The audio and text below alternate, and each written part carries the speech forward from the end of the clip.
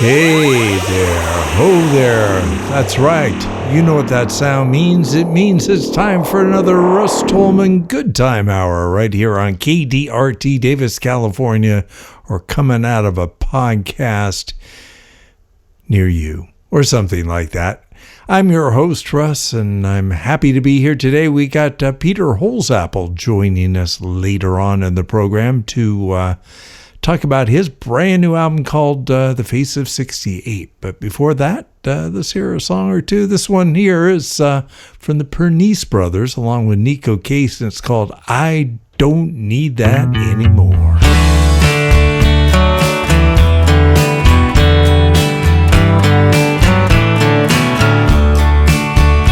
Oh, I close my eyes and still can see the picture of the day on which you came. You were neon trouble, I reckon rubble, calmest as any hurricane. Oh, you could charm the dead man from his coffin and leave him begging on the floor. I'm glad I had it when I needed it. I don't think I need that anymore. You were shy and lonely, yeah, if only. Go check your notes, 'cause I checked mine. You were some bullshitter, pick of the litter, with a trophy never far behind. Oh, you could soothe me like a long cool water. Now I'm more thirsty than before. I'm glad I had it when I needed it. I don't think I need that anymore. I'm glad I had it when I needed it. I don't think I need that anymore. We had some heady times in between the sheets and lines, much more than we came for. But then we lost a thing like gilding off a wedding ring. I don't feel the pull of sirens singing anymore.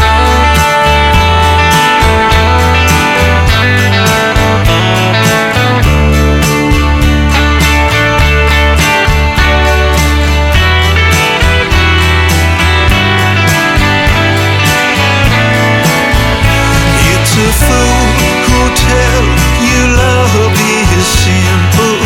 And less is almost always more. I'm glad I had it when I needed it. I don't think I need that anymore. I'm glad I had it when I needed it.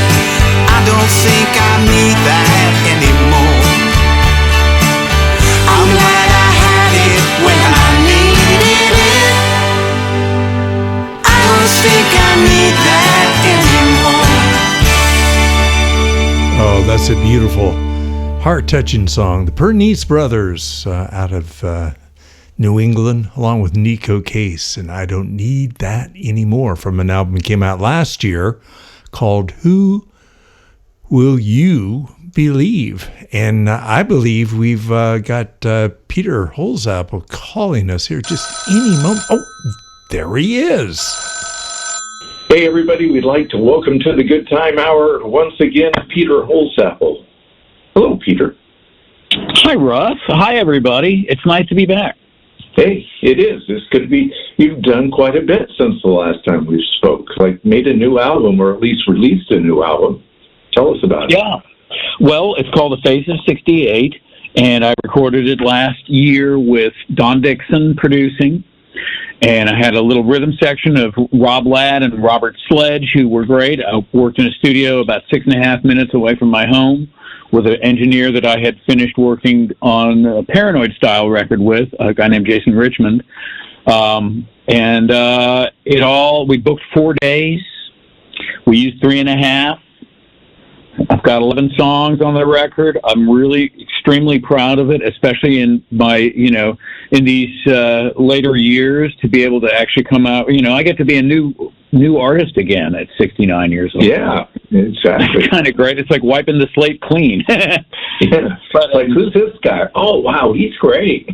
Yeah, just don't read his bio. But I'm right. The record has come out on Label 51 Recordings, and they are working it hard. And I'm coming out to Los Angeles and playing a show with you, Buddy Russ. That's right. I know. Jeez Louise. That's really exciting. It is exciting. I haven't played in L.A. since, I did play in Pasadena here a couple months ago with Ian Matthews, so that's almost L.A. Okay. Almost. Is that like around here when you play Raleigh, you can say, well, that's almost Durham? I guess so. I mean, I don't know North Carolina that well. It's about 30 miles up the road, but it's a commitment, Yeah, no kidding. No kidding. So you've been playing around. I keep seeing on social media you playing all over the place. What's up with that? I mean, I don't know any other way to get this record out in front of people except playing and trying to, I get told that social media is really my friend with this, so I'm trying to do this the right way this time around. I've made records before, but I really haven't figured out a game plan as to how to do it. Now I realize that really the game plan is, at this age, you really just have to keep playing and playing and playing and playing and playing and writing and playing, recording eventually, but really playing. If I haven't gotten that across, it seems that that's what is going to draw people into your fold now. It's either that or get on playlists on streaming services, which I don't really have a clue about. I would certainly urge everybody listening to Good Time Hour to put me on your playlist, because that's a good idea. That's what you're supposed to tell people. I don't know. I'm such a good self-promoter. When you first said that, I thought you said get on Quaaludes. I was like, what the heck? Get on Quaaludes. That ship has sailed. Okay, good. I would like alert listeners. Ones that don't have bruises on their legs from undisclosed sources, But yeah, I mean, it's a different world out there from promo copies going out and radio and trying to get on radio stations and the networks that operate radio are so, I don't know, they have a methodology unto themselves, and I don't know how to break in with that. But apparently there's people that you pay that break in with that. So, well, speaking of radio, shall we play something off of it? I would love it if you wanted to. I would suggest, I really like Larger Than Life. I think that is a really representative song. That's the kind of cornerstone of the record. So if you'd humor me and play that one, that would be lovely.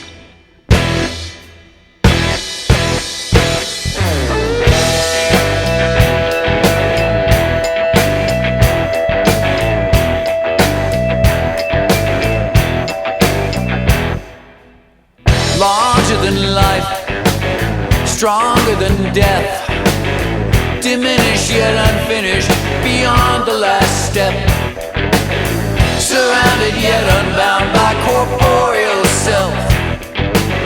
Larger than life, stronger than death, wrapped in the night, bathed in a light.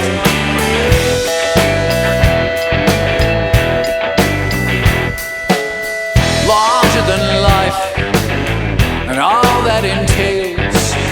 Stay the course when all else fails.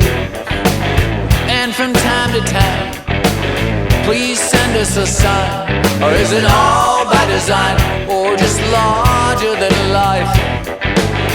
A blanket of love, wherever above. Make it larger than life, and you can, because you're always around. We can hear your sound.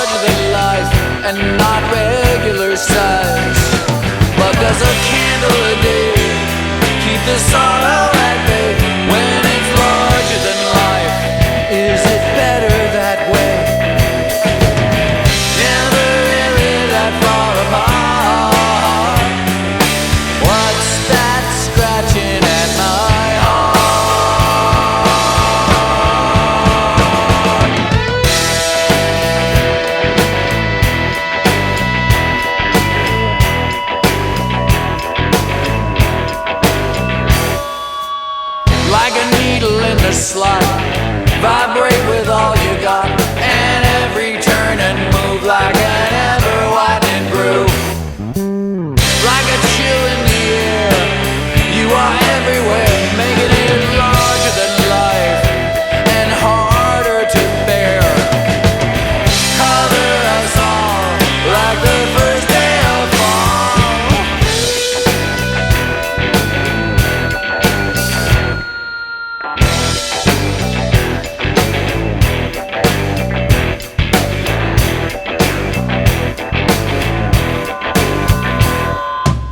And from time to time, please send us a sign. Is it all by design or just larger than life? Never really that far apart. What's that scratching at my heart? Never really that far apart. What's that scratching at my heart? Never really that far apart. What's that scratching at my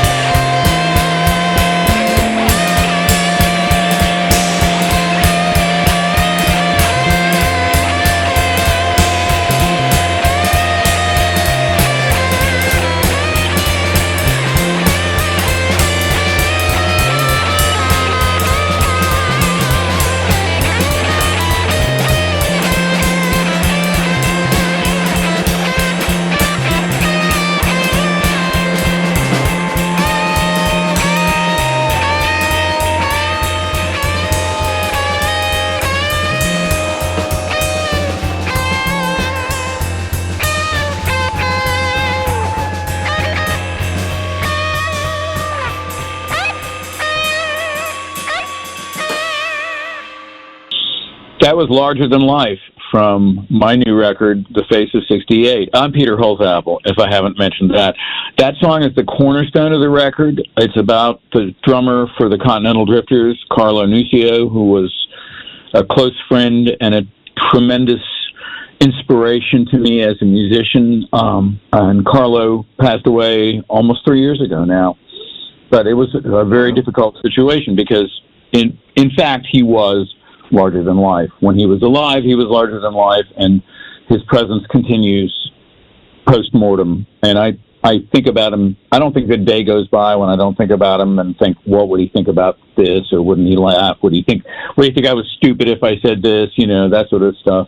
But it was a good song to sort of take a step back from and look at what I'd written since I'd done my last solo record in 2018.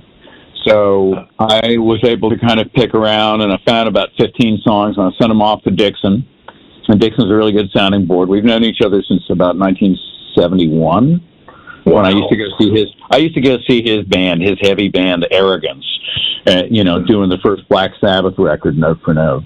So Dixon and I go way back. He listened to the songs, and he found 11 that he thought would hang together.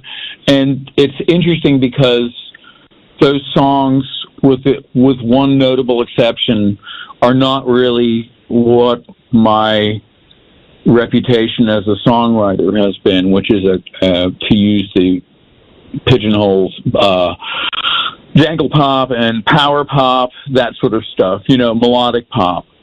I get it. That's what the DVs were all about, for sure. And the songs that I brought to the Continental Drifters, I don't think they were like that. I think that was sort of the beginning of what people are calling Americana these days. But it was just, I don't write with a genre in mind. I just write what comes out, I bet you do too, Yeah. The people that can write on command have my eternal respect and admiration, but I could never ever do that. I don't think. I just have never really been force-fed a topic. So I just write what I write, and the style that I write is what I write. So this record is a harder-edged record. I think you might agree that there's a louder guitar involved than in a DJ. Ooh, loud. Yeah, loud. I don't know. It's like the trumpets on your way out of the building. You know what it is? That the exeunt music. So it's like louder. You know, and what it is also, if you don't mind me, sort of proselytizing here, is so the power pop stuff I get, and that is really, without a doubt, a direct connection to my and our community's love of the music of Big Star, those first two records in particular, and how they hit us at a particular time in 1972 and 3 that was like a really good thing. But I had been listening to the music before, not, you know, I mean, I've been listening to music since, I mean, I have recollections of hearing like Gene Pitney on the radio when my family still lived in Connecticut. So I would have been about 4 or 5. And then we moved when I was 6. So we had Good Guy Radio down there. So we got all the Beatles, Stones, Paul Revere and the Raiders, James Brown, Otis Redding, Buck Owens. Yeah, you know, I mean, what a great way to grow up. And then everything went underground. So I listened to stuff, you know. I used to listen to the Clear Channel of WCFL in Chicago. It was a thing called Ron Britton's Subterranean Circus.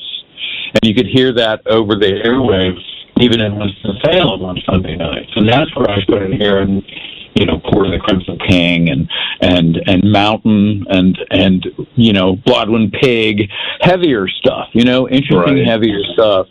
So that really informed me a lot. You know, I got to see Yes on the Fragile tour at Duke when they opened for 10 years. They opened for 10 years after, and I'm sorry, but 10 years after didn't stand a chance after that. Oh my God, it was just brutal how good they were. You know, that was the first Rick Wakeman tour. So he had like 5 keyboards stand around, of course he did. And it sounded just like the record. Wow. Wow is right. I got to tell you. Got to see some great shows, and they all informed me. I was a huge Alice Cooper fan. You know, I got to see them on the Killer tour. My God, that was some amazing energy on stage there. Peter, you're giving away your age. I am. Well, you know, face of 68. I'm not Peter Frampton, baby. That's right.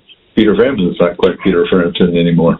Hey, speaking of records, he was the face of 68, and we were going to try to get him to play the lead guitar part on the title track. Oh, but fabulous. It would have been fabulous, but he was kind of busy. He's touring while he can, you know. Yeah. I get it. But he inspired it, so it's it's like when you listen to the Humble Pie records and you figure out which one is Peter Frampton and which one is Steve Marriott playing the lead guitar. So that's my tribute to Peter's style. There you go. Yes, I listened to that live record in my room over and over and over as a young teen. It was pretty exciting stuff. Speaking of records, shall we hear something else off of yours? Yeah, absolutely. Do you want to play, why don't you play She and Me? That is really the power pop song on there. So that's the last track. Okay, here we go. She and Me from Peter Holsapple, Face of 68.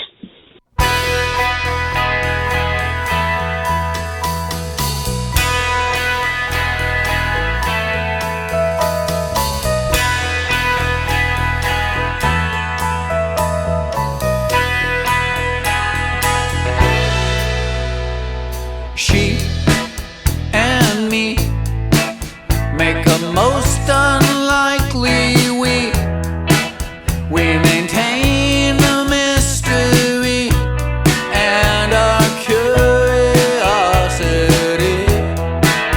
and she's so smart and she's very good at art.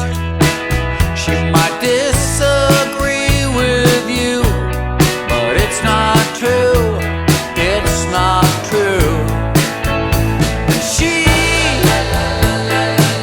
She doesn't seem to mind a crazy guy, crazy about her, and I'll tell you why. If you promise to remind me, she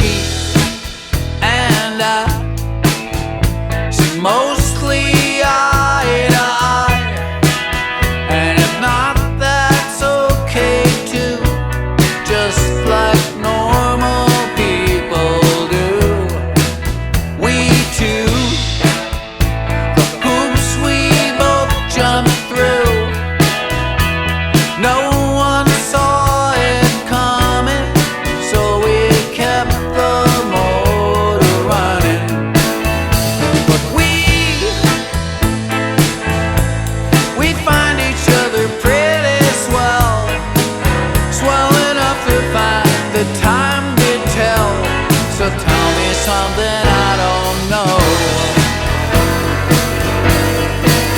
And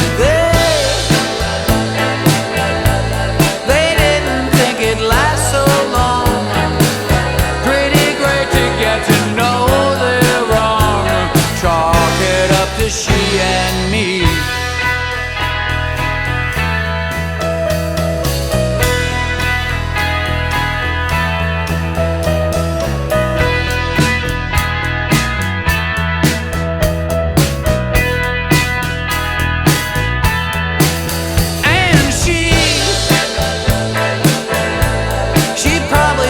I'm pretty great, even though I'm punching well above my weight.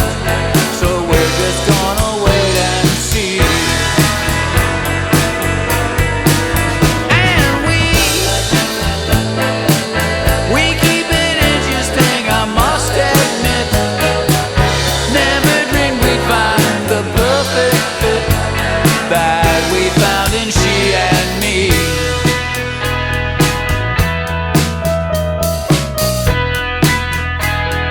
That we found in she and me. That was She and Me, which is the final track on my solo record, The Face of 68. I'm Peter Holsapple. I'm sitting here with RUSS TOLMAN across the many, many miles. But we're actually going to be doing a show together in Los Angeles pretty soon, June 29th. That's right. June 29th, Sunday. It's a Sunday. Yes, gates at...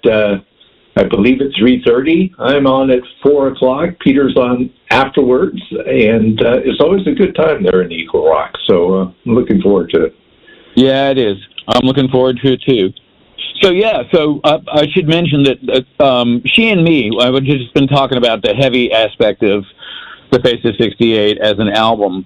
But the one kind of power pop-ish song on there is She and Me, and I couldn't figure out where to put it. You know, sequencing is the devil's handiwork.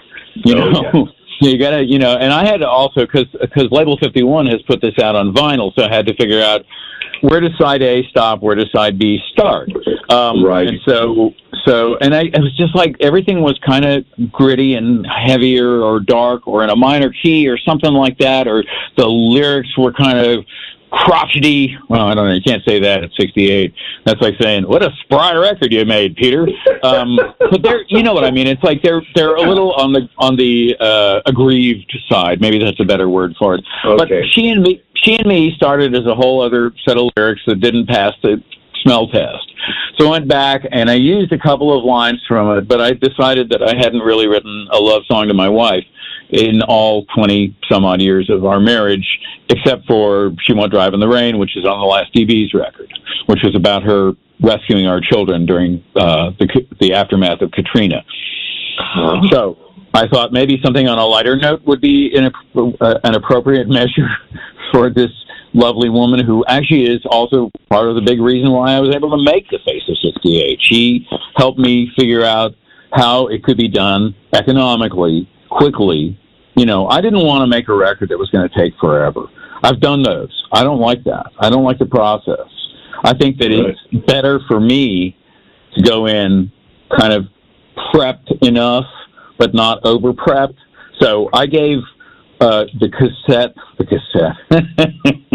I didn't give you that cassette. I'm sorry. I wish I'd given them cassettes. It would have been totally apropos.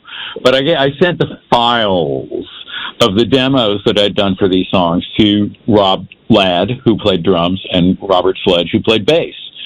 Right. And it was, and basically, sent them the lyrics and sent them my charts.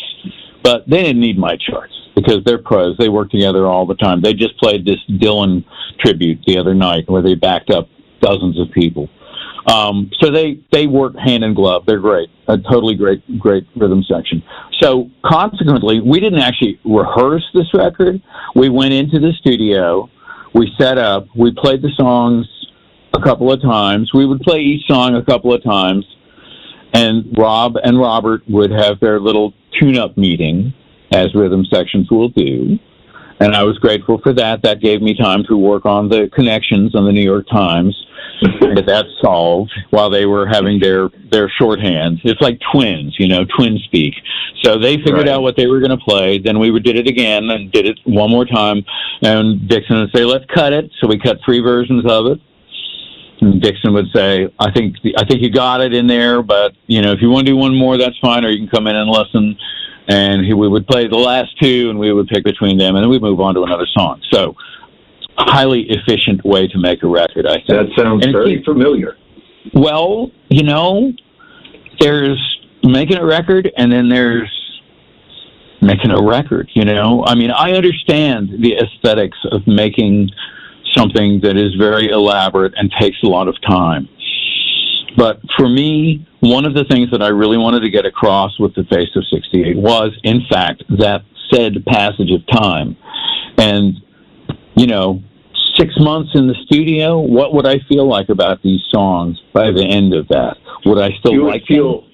Yeah, and you would feel very broke. Oh, let's not even talk about that. Remember recording budgets? I remember them. But would you, just when you, as a songwriter, if I can get into the nuts and bolts here, as a songwriter, did you make demos of songs for people with parts kind of intact, like what your idea of the bass part would be, or a riff that you wanted in there, and then present them to the people that you were playing with? Yeah. Or did you go in there with an acoustic guitar as a troubadour and just say, "Here, do what you want"? All I can really speak about is my newest record that I'm working on right now. I did a bunch of acoustic demos and sent chord sheets and those to the guys. And then when we recorded, it was very much like the way you did. Run through the songs a few times, find an arrangement, then just cut it and then move on. And we got 9 songs in 3 days, totally done at mixing. I'm apparently preaching to the choir here, so yeah, I hear you. Yeah, that's great. I mean, my problem with demos is, if you would like to know my anxiety factor, is that I play all these instruments. I play drums, I play bass. I'm actually quite a good bass player, and I've become a more palatable drummer. If you listen to my last solo record, Game Day, from 2018, you would say, boy needs a drummer on that record. But now, I play drums on Face of 68 on the title track. That's the one song that I actually played all the instruments on. But I realized that it's marvelous to have people that you can share this with, that you can have them come up with these things. If you have something that you really have to get on there, you let the musicians know that this to you is an important factor of how you want to get the song across, how you want to work this with the vocals that will eventually be on there, or whatever extra bells and whistles you're going to put on it that you may have in mind. And despite Dixon being the producer, he really liked my arrangements. And again, we have known each other for 50 some odd years and have worked together a lot in that time, and we trust each other's judgment a lot. And that also helped not having to have a producer that I might be fighting with all the time. Right. Because there are those people out there, or so I'm told. I hear that. I find that it was actually a much better experience just to kind of go with, here's the song, you guys, figure out an arrangement, or we'll work out an arrangement together, and turned out much better than if I had dictated whatever I could figure out.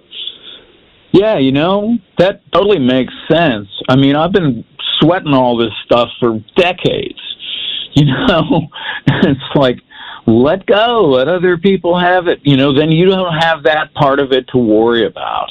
And you may end up with something that's really even better than you and your brilliant state of mind would have come up with yourself. So absolutely. I'm down with that. I'm all about that. My big plan for one of the next records I do, I want to recut Game Day with live musicians instead of doing it all myself. I mean, that was so intense, it was labor intensive, and it was like I lost the thread somewhere in there. And if I'd had a producer and a rhythm section, kind of shepherding me along, I guarantee that record would have sounded better. I mean, the songs on the record I still love. I think they're really, really good. But, you know, every record has its stumbling blocks. Yeah, that's true. Shall we hear something else from your record which is not a stumbling block? I think that would be lovely. How about the one song that uses an acoustic guitar on the track, which is called One for the Book?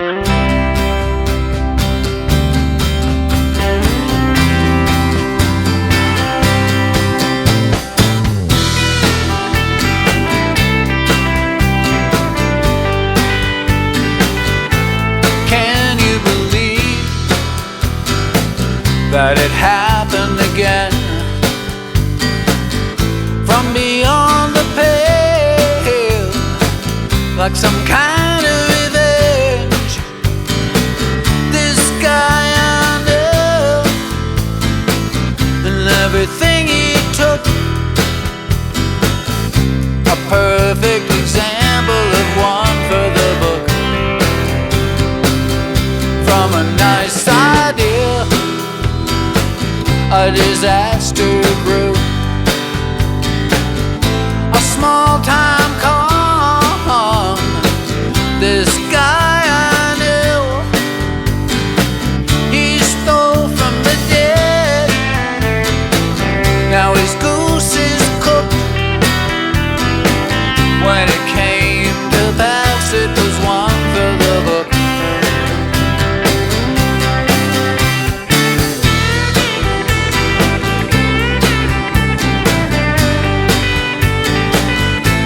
However did he think he'd get away clean? Nobody would notice, and he'd escape unseen. But his curtain call got him the hook.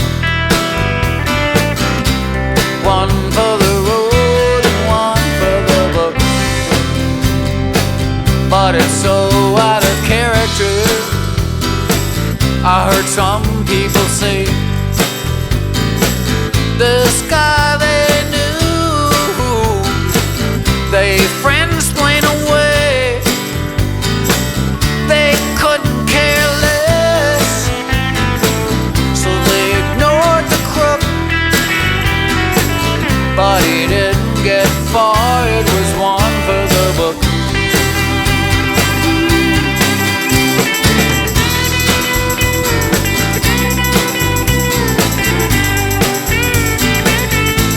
His fall was short, the pain was brief. His friends were all consumed by grief. But the facts remain. You can go have a look. Had anything been thrown, it was one for the book. Now the circus is gone, but the monkeys stayed on. They drank their own blood, and they screeched until dawn. Pounding up in the attic until the ceiling shook. When it all came down, it was one for the book. When it all came down, it was one for the book. When it all came down, it was one for the book.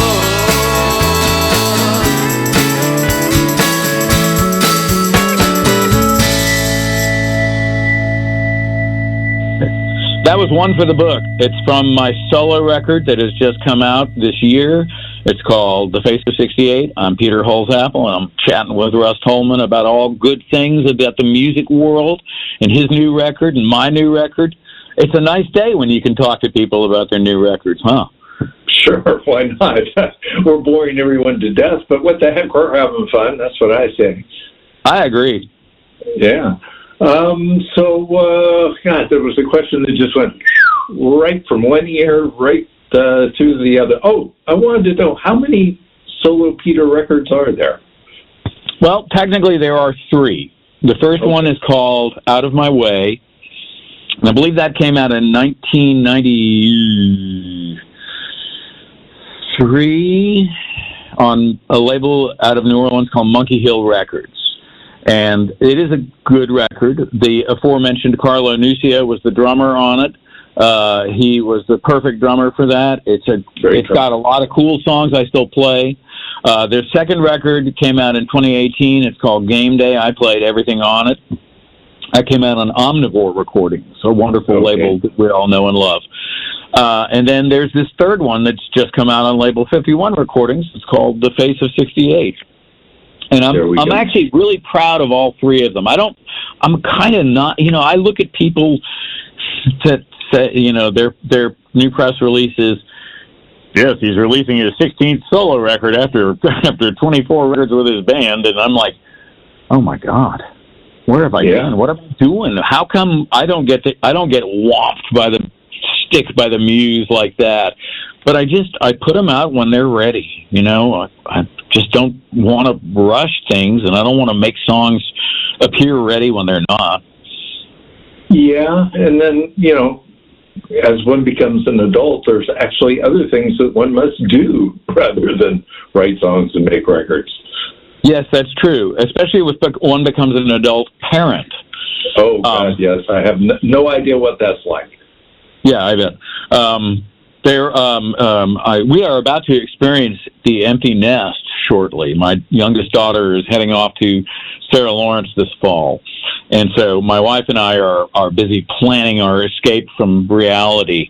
And it's really nice. We're going to condition ourselves for hiking, and we're going to try to do some hiking through the next couple of years. Because why not now? Why wait? Yeah. What am I waiting for? Kim and I do hiking here in the desert, although it's starting to get so warm that the only place that we can go hike is take the Palm Springs tram up to the top of Mount San Jacinto, where it's like 40 degrees cooler. And, I bet that's beautiful. Oh, it is nice. There's nice big trees up there, and there's actually still a little snow up there. It's almost June, and there's a tiny bit of snow, so it's lovely. That's impressive. Yeah, and they have a great bar, too. With only $24 cocktails. Man, I'll tell you what. I've just passed 22 years since my last cocktail. It sure as shit didn't cost that much when I quit. I know. I had so many really great signs appear to me, besides obviously the comparative clarity that I kind of inherited by not drinking, but signs to me like using Fireball as a mixer, or craft brewing. I would have been a mess with craft brewing. I mean, I was kind of a beer whore. I'd kind of drink anything that didn't have cigarette ashes in it. But the amazing. I mean, now of course, after all this time, I think, as a lot of these like craft breweries are making non-alcoholic brews, and that's a kind of a great thing. But I've kind of even lost interest in that. I used to drink this thing called Caliber, which was the Guinness non-alcoholic. I know that one. It was kind of tasty for a non-alcoholic beer, but then it was like, after mowing the lawn, at this point, all I really want is like water. So I've kind of trimmed down my excesses. I got rid of the Diet Pepsi as my 5th food group. Life's good. Yeah. So do you have any other shows when you're out here in the West Coast coming up in June? I do. I'm coming out west. My first show is Friday, June 27th, and 29 Palms. At the Palms. That's my part of the world. Actually, it's almost as long for me to drive out to the Palms in Wonder Valley as it is for me to drive to LA, but it seems like it's so much closer. I mean, it's really the end of the universe out there. In fact, they have this giant sculpture out in the desert near there. It says "End of the World," and it is. Oh my God! That's really has a place out there nearby. Well, guess who's playing the show with me? Oh, well, gosh, that's none other than Ben Vaughn. There you go. Ben and I go way back. I played on his Dressed in Black record. So, okay, and then on the Saturday the 28th, I play San Diego at the Palo Verde House Concerts. On the 29th, as we said, you and I are playing the Wild Honey Backyard Show in Los Angeles. And then I wander blissfully up to Ojai for Thursday, July 3rd. I'll be playing the Ojai Underground there. Oh, nice. I have a show in San Francisco at the Makeout Room. I love the Makeout Room. Do you? It sounds like a really great place. And my wife asked, so are people just making out while you're playing, or what? Or do you have to make out while you're playing? I said, no. I think if you just make it out of there, you're doing okay. So yeah, right. If you make it out of the Mission, you're fine. That's going to be a fun show. That's Saturday the 5th, and Chris Von Snydern is going to play. Oh, so good. I'm very excited to have him on that. What's that? Schneidi. That's Kim. She calls Chris Schneidi. CB. He's got so many nicknames. It's like CBS, CV, Schneidi. Yeah, Chris is funny. I'm looking forward to that a lot. Then I kill some time between San Francisco and Seattle. I play the Rabbit Box in Seattle, and on the 9th of July, and then I've got a show on Saturday, July 12th. My friend Annie Selfie has got a house concert there in Portland, and I'm going to play there. And I'm totally excited to do that because she's an awesome songwriter herself, and it's going to. Yeah, did she move to Portland? I know her a little bit from Los Angeles.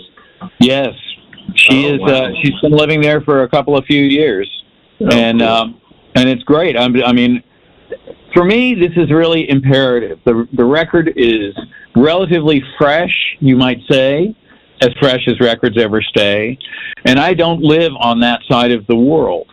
So if I can try to get to see as many people as I possibly can, even in these small venues. Obviously, the Los Angeles show, I'm going to have a rock band with me. I'm going to have Jeff Pearlman and David Nolte and Nick Vincent, and they're going to be playing the songs from the record, and it's going to sound more like the record. But for these other things, it's me with an acoustic guitar and maybe a harmonica. I don't know. Ooh, harmonica. I'm always on the fence about harmonicas. I got to open a show one time at the Pantages in Los Angeles for none other than Bob Dylan. But I went out there and I had the harmonica holder on, and somebody yelled, "Hey, Bobby!" And I was like, and I took off my harmonica holder and swung it across the stage and I did a few songs that weren't harmonica based. But I was like, yeah, I guess not. But it was fun to do that. So that's why I'm on the fence about harmonica. Well, a lot of these, hopefully I'm going to have one of those Fishman loud boxes for the house concerts, because those are so nice. They really project well, and you can get a little bit of effect on your voice and the guitar if you want it, just to make it a little different. It's kind of neat. So it's a very natural sound for an acoustic guitar. Sounds fantastic. I think you'd love it. I think you'd love it. I'm just going to jump in the back of our van and tour the U.S. Perfect. So we have time for one more song, Mr. Holsapple. Which one are we going to hear now? Okay, I would say let's play the title track, which is The Face of 68. Okay.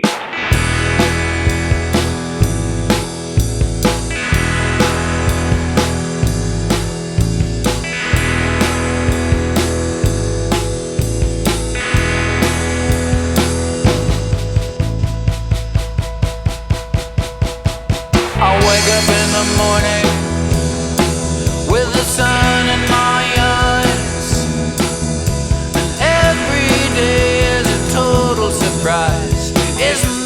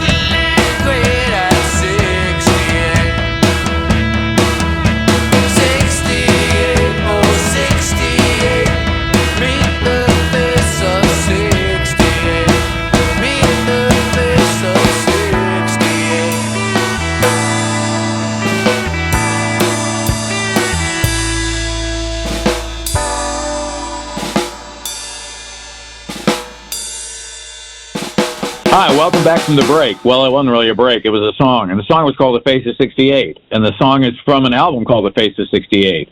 And if my name was The Face of 68, we'd have the trifecta there, like Bad Company, but my name is Peter Holsapple, and I've been chatting today with RUSS TOLMAN. Don't you love trifectas like that? Yeah, that's the next. Oh, maybe this album. I just need to add a song that's named after me. Yeah, baby. And then just call the record eponymous. Yeah, great. Yeah, I know when that REM record came out, everyone had the hardest time pronouncing that new word that they just learned. I know, isn't that great? They did a good job educating the world, doing their part for education. God bless them.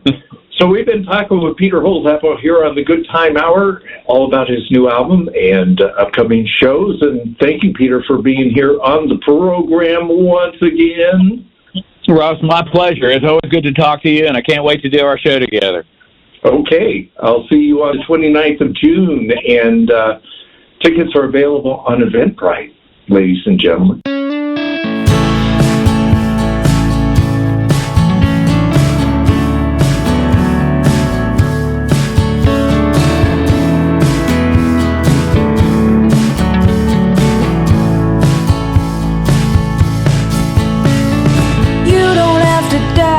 You don't wanna die, you could take it all back in the nick of time. Maybe even be a good friend of mine, baby. And we won't have to cry if we don't wanna cry. Maybe I got something left in this heart of mine. A wash in the sand on the beach of time, baby. You know that time can take you for a ride, can take you by surprise. Maybe you're all snake eyes, baby, tell me why you gotta play your luck. Do aces call your bluff? I love you very much, and all that other stuff. Thawing out my heart like meat. I see your track marks poking through your hoodie sleeve. Tic-tac-toe game to the destiny I grieve.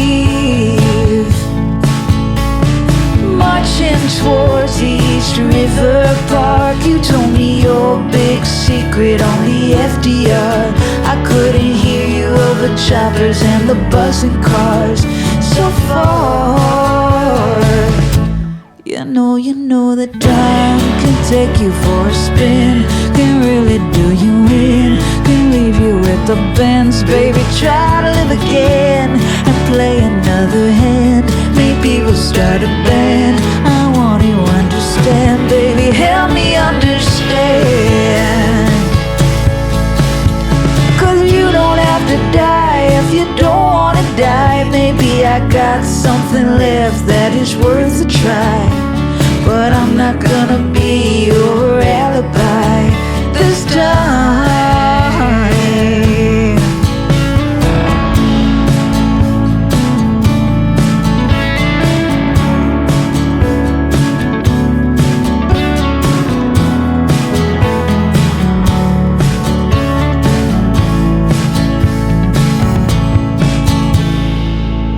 That was a very, very nice song from a combo. I guess that's what you call them, a combo called Hurray for Riff, Raff. And the song was called Alibi. And you got your basic RUSS TOLMAN Good Time Hour here on KDRT Davis, California, and out there in the pod world, podcasting, pit-potting all over the world. And I hope you enjoyed this week's program. We'll be back next week, hopefully with the new one. Kind of busy these days. Got all kinds of things going on, ladies and gentlemen. I cannot believe how full and rewarding life is at the moment, and sometimes a little bit tiring. But, that's life, and that's a cue. There's nothing better on the RUSS TOLMAN Good Time Hour than hearing a little RUSS TOLMAN music. So we're going to go out with me and a single I recorded a couple years back called Life, featuring Chris Bauer, formerly of Davis, California, on steel guitar. and Wiseborn.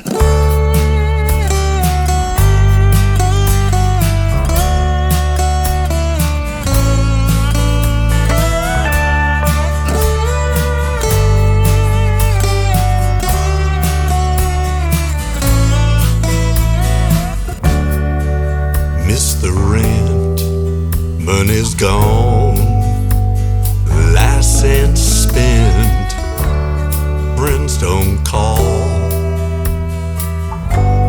they won't respond at all, crash the car, but my commute's not far, I can walk my local bar. Life will break your heart, it'll kill you dead, it'll roll over you. Pile of dirty clothes, and now a runny nose. And even my dog, he doesn't run to greet me. Can tell that it doesn't even want to see me. Life will break your heart, it'll kill you dead, it'll roll over you. Life will break your heart, it'll kill you dead, it'll roll over you. And when you least expect it, and you feel just neglected, you'll find a glimpse